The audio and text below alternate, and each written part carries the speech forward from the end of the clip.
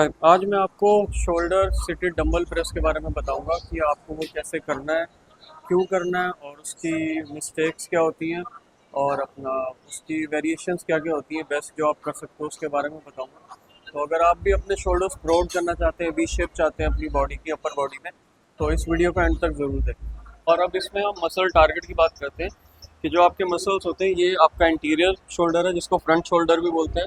तीन होते हैं, एक आपका इंटीरियर, ये देख सकते हैं आप इंटीरियर, ये आपका साइड और ये आपका पीछे वाला रियर।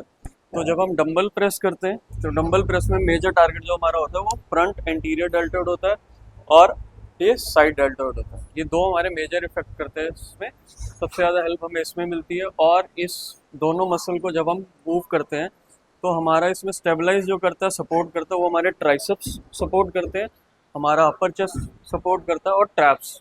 तो इनके सपोर्ट से हम जो होता है अपना डंबल प्रेस को अच्छे से मूव कर सकते हैं। तो जब भी हम कोई भी एक्सरसाइज करते हैं, हर मसल का एक मेजर इफेक्ट होता है और एक माइनर होता है। तो जब हम शोल्डर सीटेड डंबल प्रेस करते हैं तो इंटीरियर और साइड डेल्टॉइड हमारे मेजर होते हैं और हमारा अपर चेस्ट, ट्रैप्स और ट्राइसेप्स ये हमारे माइनर होते हैं, जो हमें सपोर्टिव एज अ असिस्टर वर्क करते हैं। ठीक है। और अगर आप हाइपरट्रॉफी कर रहे हैं तो आप 8 से 12 रैप रेंज ले सकते हैं। जैसे आपके 12 रैप आएंगे, आप डंबल का 2.5 किलो या 5 किलो आप इंक्रीज़ कीजिए ज़रूर।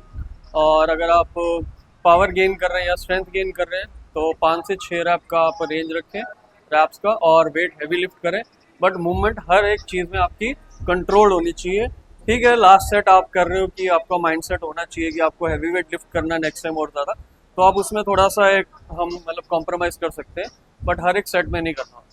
तो सबसे पहले आपको अपना बेंच जो है वो 90 डिग्री पे रखना है। 90 डिग्री ये ऑलरेडी फिक्स बेंच है, तो अगर आप एडजस्टेबल बेंच यूज़ करते हैं तो उसमें भी आप 90 डिग्री उसको सेट करना, बिल्कुल स्ट्रेट होना चाहिए।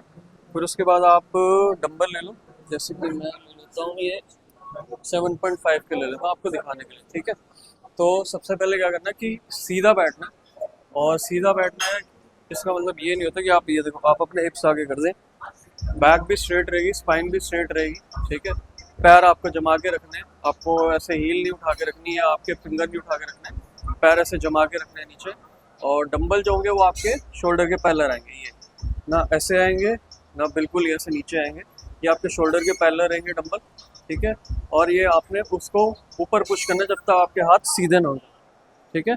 अगर आप बिगिनर है तो आप टच करके भी इसका एक अंदाज़ा ले सकते हैं कि आपने टच करा, फिर उसके बाद ऐसे। और ज़रूरी नहीं कि टच करने से हाथ सीधे हो जाएंगे, ऐसे भी सीधे होते हैं कहीं, तो टच ऐसे भी हो जाएगा लेकिन सीधे नहीं होंगे, सीधे आपको करने पड़ेंगे फिर भी। तो हमेशा इस चीज़ का मिरर में देख के इस एक्सरसाइज को करें।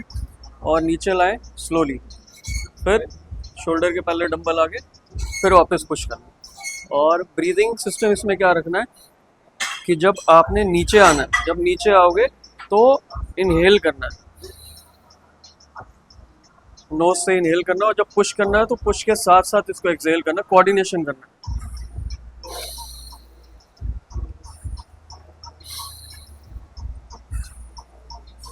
और इसको आप नोज से इनहेल और एक्सहेल दोनों कर सकते हैं, कोई इसमें इशू नहीं है। तो आप दोनों जैसे आपको कंफर्टेबल लगे आप वैसे कर सकते हैं। ठीक है। तो ये आपका मूवमेंट है कि अगर आप हाथ आपको पूरे सीधे करने हैं और नीचे स्लोली लेके आना है, जब नीचे जब ऊपर पुश करोगे तो आपको एक्सहेल करना है, और जब नीचे लाओगे तो इनहेल करना है। तो इस मूवमेंट का हमेशा ध्यान रखें, ये आपकी करेक्ट मूवमेंट है, करेक्ट पोस्चर है। और अगर हम इसकी वेरिएशंस की बात करें तो वेरिएशन में आप मशीन प्रेस भी कर सकते हैं। ठीक है, अगर आपके जिम में अवेलेबल है तो इसमें भी सिंपल है कि आपके पैर ऐसे रहने चाहिए, ये आगे को आपके हिप्स नहीं रहने चाहिए, स्टेबल। ठीक है। मशीन प्रेस वही सेम, हाथ पूरे सीधे और ये नीचे लाया पूरा और ऊपर, ये आपकी एक वेरिएशन। अब हम दूसरी वेरिएशन की बात करें तो एक आप सिंपल डंबल प्रेस आपकी एक वेरिएशन होगी। ठीक है। और ये आपके आर्नोल्ड प्रेस होगी। जो फैंसी एक्सरसाइज जिनको करने का शौक है वो ये कर सकते हैं, या जिनको पंप नहीं आ रहा तो वार्म अप में इसको कर सकते हैं ऐड। तो ये भी एक अच्छी एक्सरसाइज है। ठीक है। ये आपकी 3 वेरिएशन होगी। और आपकी बारबल प्रेस होगी। बारबल प्रेस के लिए आपकी जैसे शोल्डर है, शोल्डर के पहले लेग्स करें, ये लेग्स के बाद ग्रिप ली और ये से लिफ्ट कर। ठीक है। और ये चिन से नीचे लाके पूरे हाथ सीधे। तो ये सारी आपकी वेरिएशंस है शोल्डर में। और अगर हम इसके बेनिफिट्स की बात करें तो सबसे पहले ये हमें ऐसे कि एक राउंड शेप देता है शोल्डर की, आप देख सकते हैं, ठीक है। ऐसे राउंड शेप आएगी, वी शेप आएगी कि जैसे कि आप ऐसे खड़े हो और आप देखते हो कि हाँ कि ये वी शेप है, आप देख रहे हो कि शोल्डर बड़े हैं, फिर आपके आर्म्स है, फिर आपके ऐसे वी शेप आती है बैक से भी, तो शोल्डर उसमें बहुत ज़्यादा हेल्प करता है आपको वी शेप देने में आपकी बॉडी को। तो इसलिए शोल्डर में आपको बेनिफिट देता है वी शेप में। आपकी स्ट्रेंथ में भी बहुत ज़्यादा हेल्प करता है कि अगर आप बेंच प्रेस कर रहे हैं तो उसमें आपको हेल्प करेगा, आपकी जो पुशिंग पावर है उसमें आपको हेल्प करेगा। तो डंबल प्रेस करने से आपकी पुशिंग पावर भी बढ़ जाएगी। और साथ ही साथ इसमें आपकी जो पोस्चर होता है, कईयों का पोस्चर होता है ऐसे गिरा हुआ होता है ना, तो अगर आप शोल्डर प्रेस करते हैं तो ऐसे आपकी मूवमेंट करेक्ट होती है, तो आपका पोस्चर भी जो होता है वो धीरे धीरे आगे सही हो जाएगा। अगर आप किसी अंडर गाइडेंस में कर रहे हैं या आप किसी को देख के कर रहे हैं तो इसमें पोस्चर में भी आपको हेल्प मिलती है इसमें बहुत ज़्यादा। ये इसके बेनिफिट्स हैं। अगर हम इसकी मिस्टेक्स की बात करें तो मिस्टेक्स में सबसे पहले क्या करते हैं कि लोग हैवी वेट लिफ्ट करने के लिए ये ऐसे, ये देख रहे हो कितनी ज़्यादा आर्क बना दी। अब ये आर्क बनाने से क्या होगा कि अगर आप हैवी वेट लिफ्ट कर रहे हो तो आपकी स्पाइन पूरी टेढ़ी हो जाती है, तो लोड सारा स्पाइन पे आएगा, लोअर बैक पे आएगा और आपको लोअर बैक पेन भी हो सकता है अगर आप हैवी लिफ्ट करेंगे, ठीक है। ये मिस्टेक होगी। दूसरी क्या होता है कि ऐसे डंबल मान लो मैंने ऐसे लिफ्ट करा और मैं पुश करने लगा हूँ, तो ना मैं पूरा ऊपर जा रहा हूँ ना मैं पूरा नीचे आ रहा हूँ, मैं ये कर रहा हूँ, मतलब पार्शल भी नहीं है, तो बिल्कुल ही मिडल हो गया।